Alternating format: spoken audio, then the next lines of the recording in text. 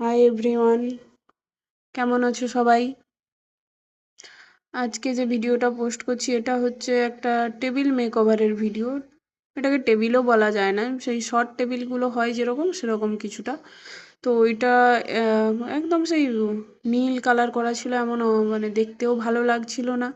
তো আমি প্রথমে পুরো টেবিলটার কালার উঠিয়েছি ঘষে ঘষে, দেন সাদা কালার করেছি, দিয়ে তার উপরে মেরুন কালারের কাজ করছি।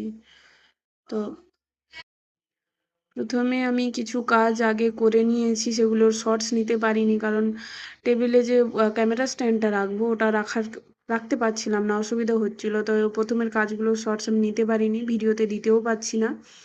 এমনি যখন কমপ্লিট ভিডিও দেব তখন দেখতে পাবে তোমরা কাজগুলো, আশা করি ভালো লাগবে।